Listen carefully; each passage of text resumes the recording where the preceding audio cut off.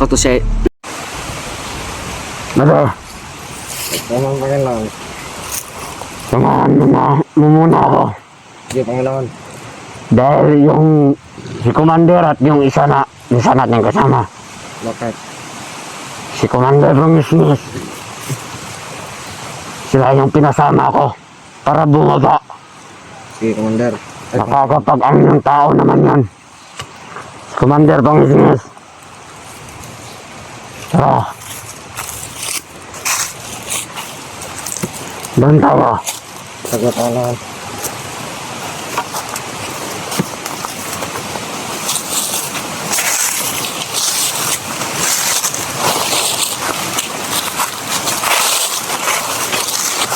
Mauna ka.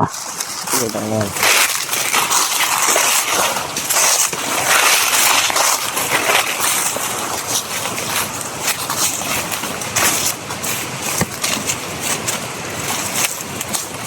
May mga tauhan ba tayo nagkakalat? Oo, Panginoon. Maganda yan.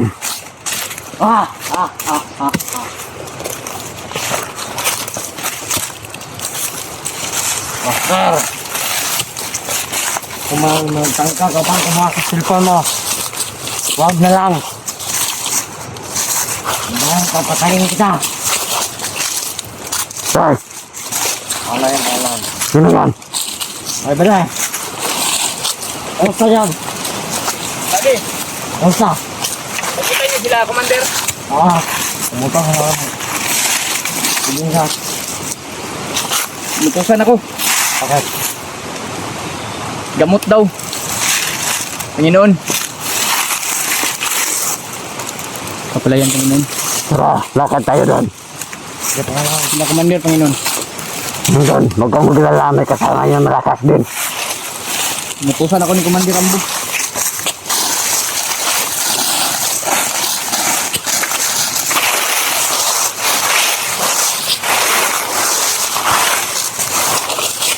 Saan tayo?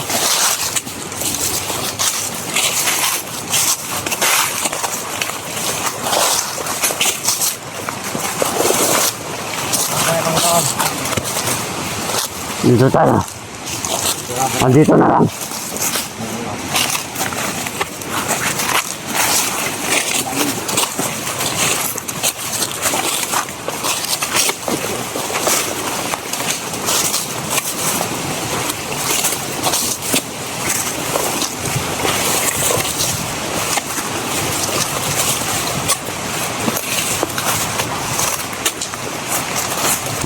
Doon.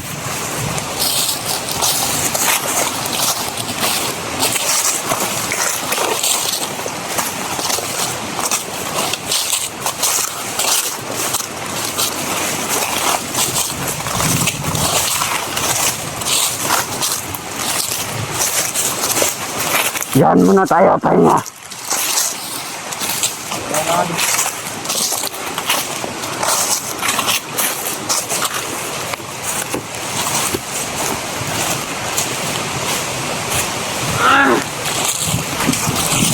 Ang sasabihin ako sa mga dalawa.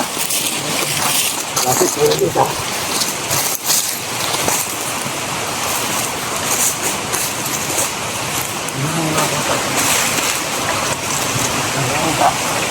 Commander Rambo. Ang gano'ng paligid mo. Mahangin.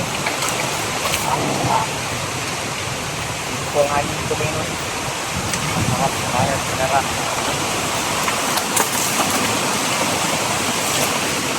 Sasabihin ako sa inyo. Sakit kaya.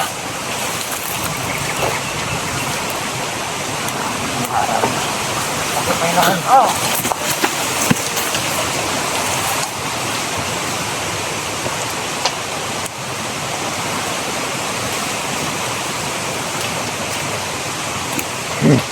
Patay.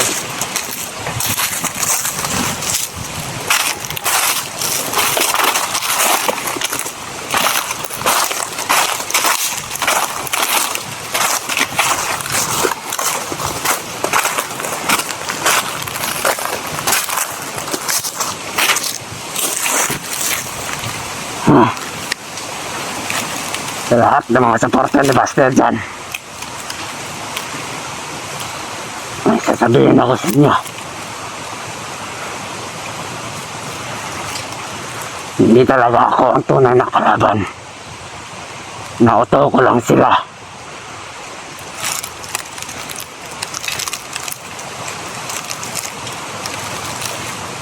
Papakita ko na sa inyo kung mukha ko. Kung sino talaga ako sa likod nito.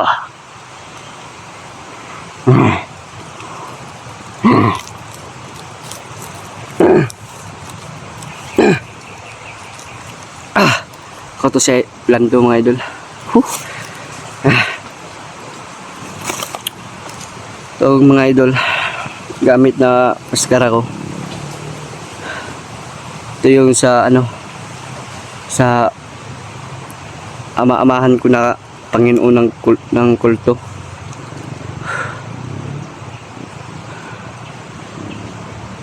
Naalala ko mga idol, yung tinapon nila ako sa ilog.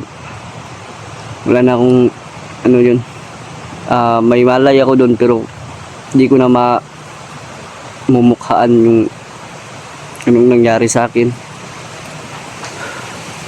Basta may narinig lang ako mga idol, busis ng matanda. Pagkagising ko mga idol, nasa isang kuweba na ako, kasama ko yung matanda. Nagtaka ako mga idol kung sino. Pagkaharap niya, si Lolo Miroy pala mga idol.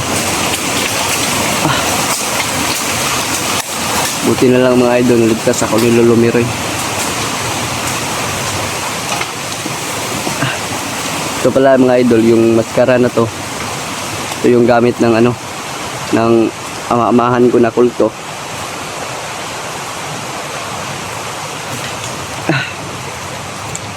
Si Lolo Miroy pala yung ano, pumaslang sa kanya mga idol, tapos kinuha yung maskara mga idol. Buti na lang naisipan ni Lolo Miroy na magpanggap daw ako. Pero wag na kayong mag-alala mga idol. Hawak ko na ang cellphone ni Buster. Iuwi ko na lang to. Hahanapin ko na lang si Buster mga idol. Kung hindi, uuwi na lang ako sa kanila. Pero bago yan mga idol, dadaan muna ako kay Lolo Miroy. Hihingi muna ako ng pasasalamat ba sa pagtulong niya sa akin sa paggamot. Dahil ilang araw din akong nawala. Kung hindi dumating si Lolo Miroy mga idol, siguro patay na ako mga idol. Kaya laking pasasalamat ko sa kanya. Dahil ginamot niya ako at siya yung nakakuha sa akin, nakaligtas.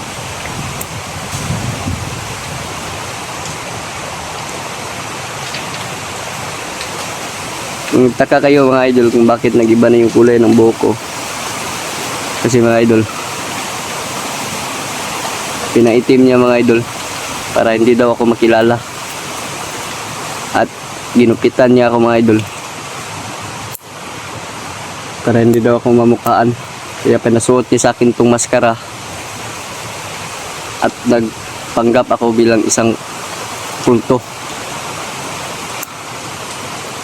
Kaya huwag na kayong maglala mga idol, mga supporters ni Buster, huwag na kayong maglala dahil nakabalik na ako. Ito na yung panahon para makapagiganti ako sa mga hayop na yung mga bandido na yun. Lalong lalo na yung Commander Buringot at Commander Adlaw. Eh sila yung umano sa akin. Hindi ko talaga sila mapapatawad.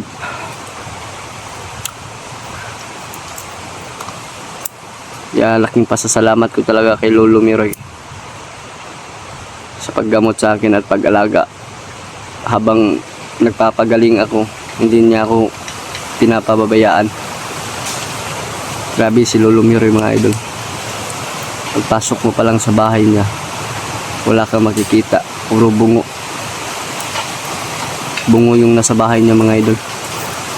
Siguro isa dun, mga mga siguro yung mga bungo na yun, yung mga commander na nakalaban ni Lolo Miroy. Grabe talaga mga idol. At marami pa siyang mga alaga mga idol, mga ahas mga idol. Nakapalibot sa kuweba mga idol. Kaya malalaman niya kung may parating masama ba o mabuti. Grabe talaga si Lolo Miroy mga idol. Hindi basta-basta. Mga idol, mani ako mga idol.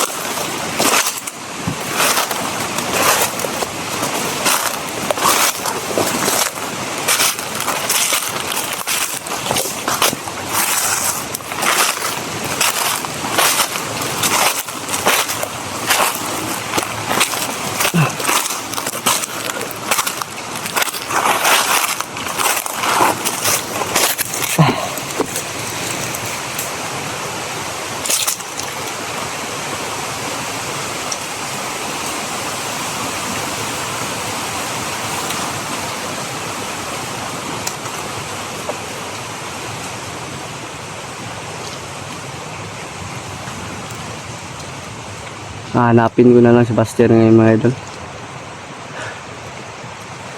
para makita ko na siya dito sa bundok.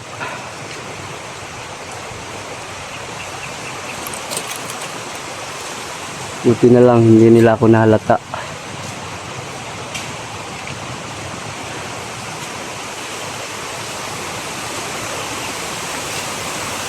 Kaya ito mga idol, itatago ko na lang ito mga idol. Babalik ko kay Lolo Miroy at siya nang bahala magtago nito.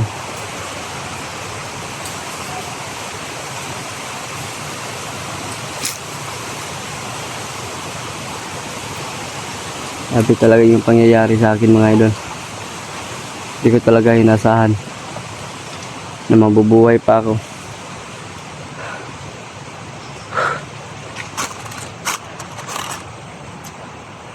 Grabe, sobrang dami ng sugat ko mga idol.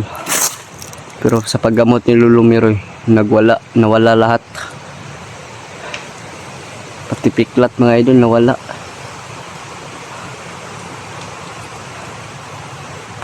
Grabe talaga si Lolo Miroy, sobrang lakas.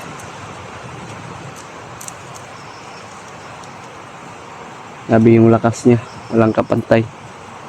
Kahit na sino hindi siya kayang patayin.